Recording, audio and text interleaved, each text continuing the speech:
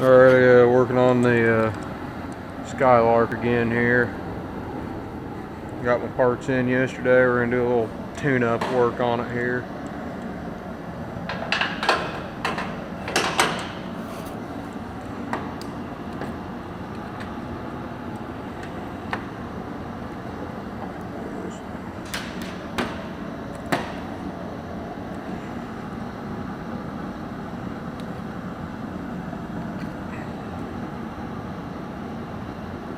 Got the gas tank out and was working on it, and I was looking at it, got it emptied out. Turns out the thing was actually, I took it out and then I stopped the video, and then I got to looking at it, and the thing was actually, tried to pick it up, and the thing's actually full of gas, it turns out.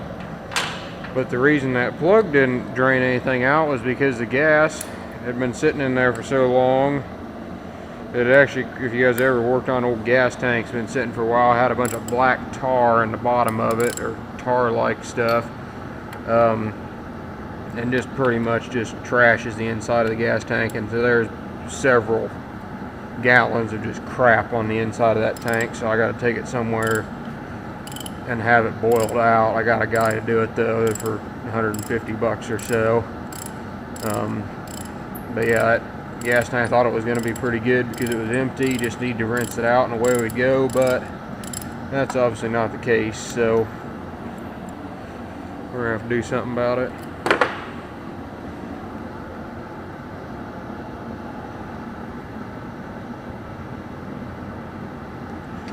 These plugs, there's something here on this head. They got them to where some of them, I can get the socket in there, but I've got another socket I had to grind the wall down a little bit because it was too tight of a fit between the head and the plug. Couldn't get the socket on it.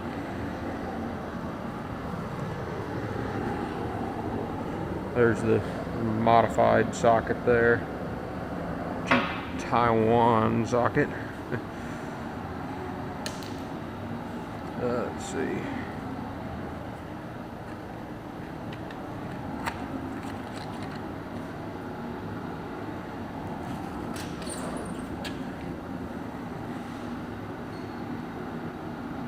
Setting these to 32 thousandths, and they come at about 35, which I'm not quite lucky enough to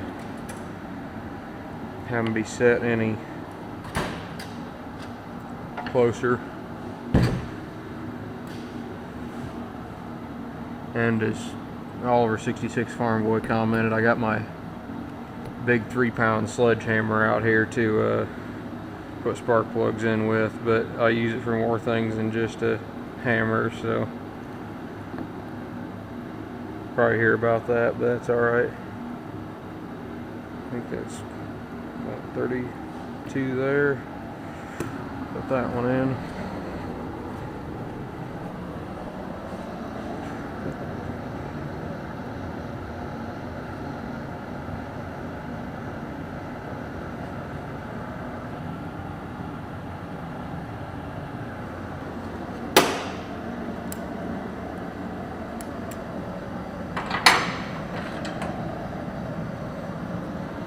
Get the little handle out, don't tighten them up too much then.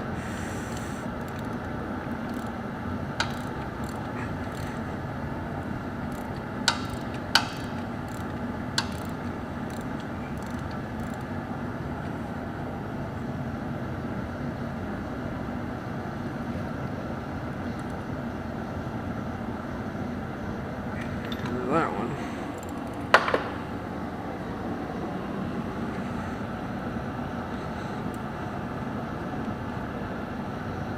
You can see I got the trailer in here right now. I'm working on greasing the wheel bearings on it and checking tightness on them. I'm going down Saturday to down to New Vernon, Indiana, to pick up a John Deere 532 cylinder for a guy. We know a guy here in town who's from that area, and they're going to pick up a John Deere or pick that 2-cylinder up for him, and I'm going to overhaul it for him, so I'll probably make some videos of that at some point. Got a fair amount to work on. It'll probably be the end of January before I get to it, but he wanted to get it up here, so I'm gonna go down and pick it up for him and bring it back up here and put it inside at least.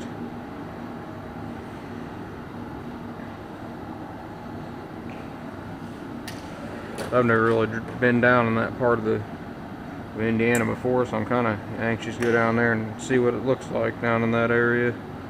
I always like driving around on the countryside in different areas, just looking at farmstead and see how farming's different in different parts of the country. Oh, wrong one still.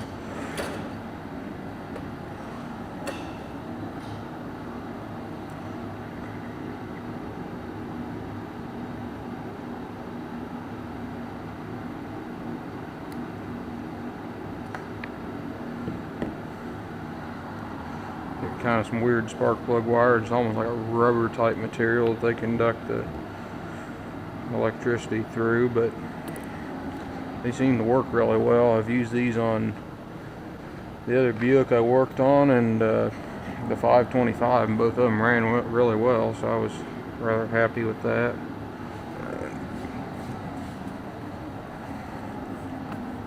Found if I always put just a little bit of dish soap on the end of that, on the silicone on the end, it really helps those boots here slide real easy.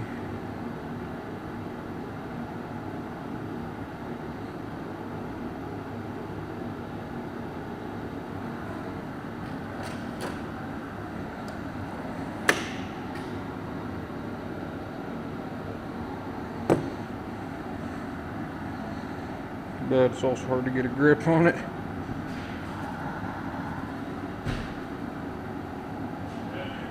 No, he's not.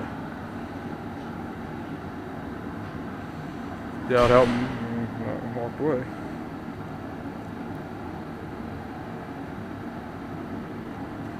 Well, there we go. Now we're talking.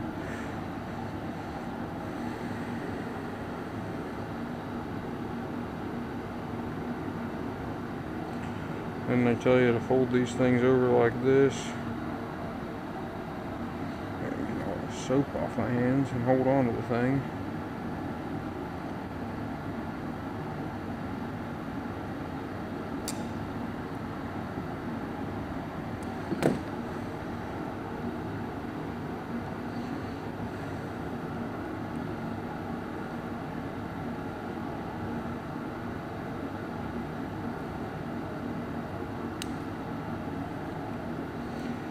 And they give you this 7-8 millimeter crimp on these crimpers here, but I always like to go down and just crimp it a little more, because every now and then one will pull off if you have to pull it back out.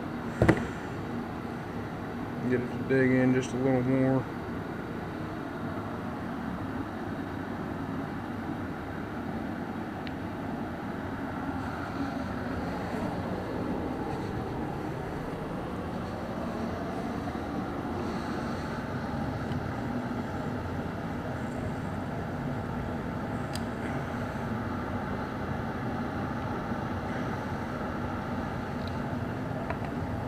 Come on, get in there.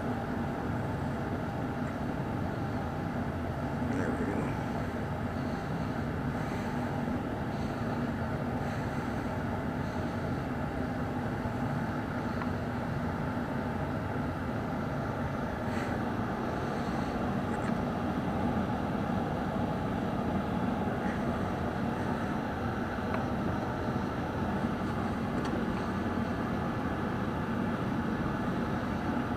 Kind of weird. Came off the carburetor. Everything just rusted clean off. I have to fix that problem. That's how old the car is, I guess.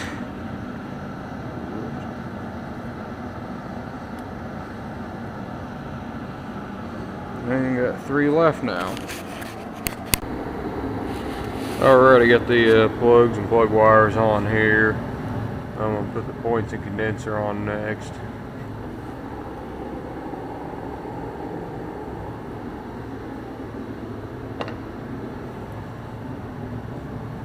They got this little eccentric screw in here which kind of fool you when you're taking it out, but it just you set the point gap by just turning it just a little bit.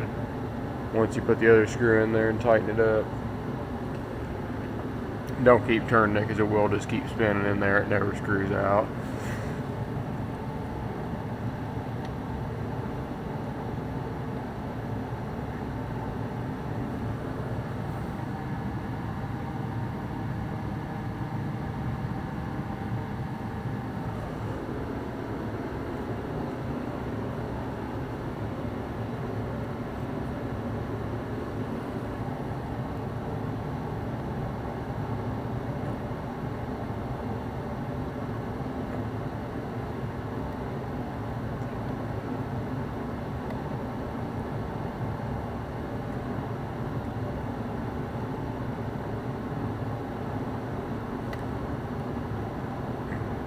That's all pressed down on there.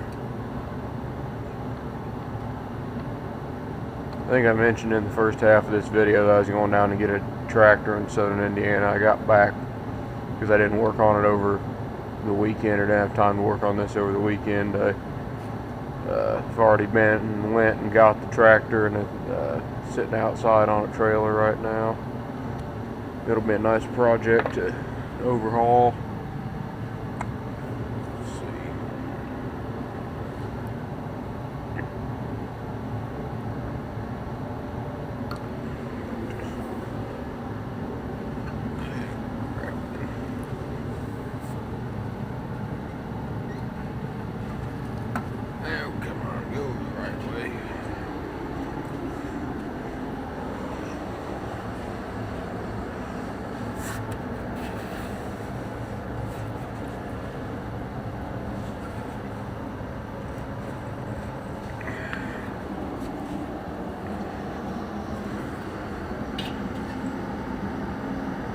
Dang belt sits here and slips when I want to turn the right way.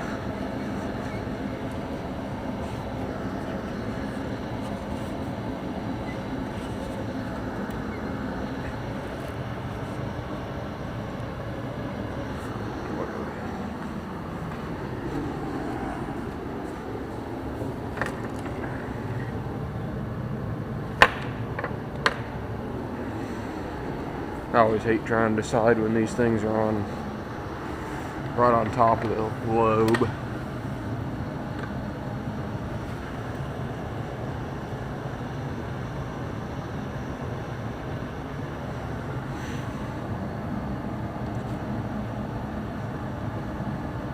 So that looks pretty good. And thankfully for the internet, all I do is look up 322 point gap. It told me that it needs to be set at 15 thousandths, I think. I'll double check. I double checked it, and it is 15 thousandths. Yeah.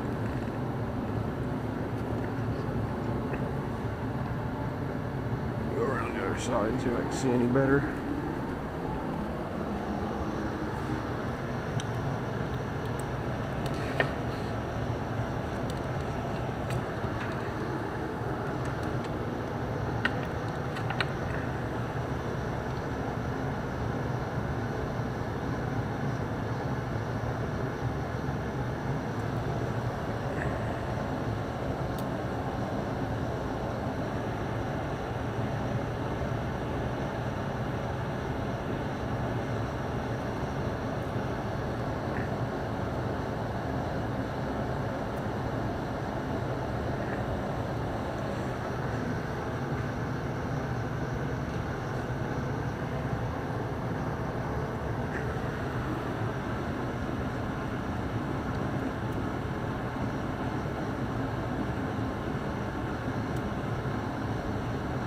Like it could maybe go just a little more.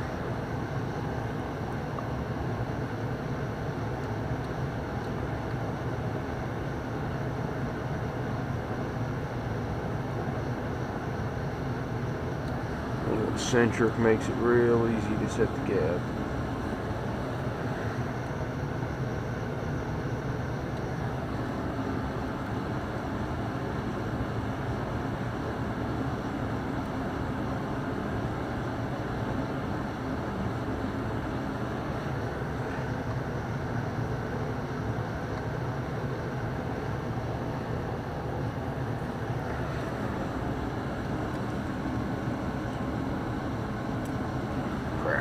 closed up on me.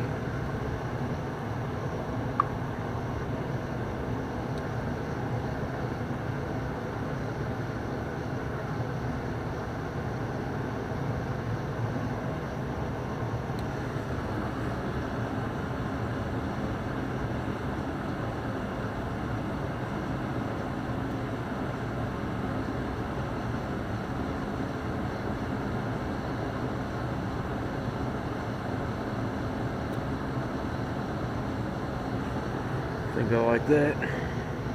Don't move.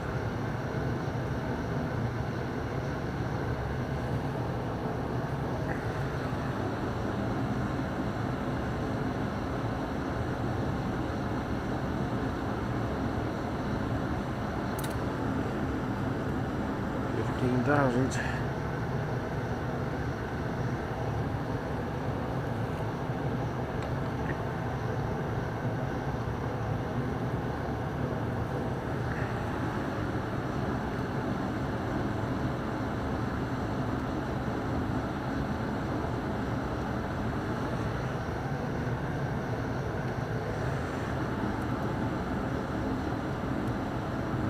Alright, I put the condenser in and put a little grease on that.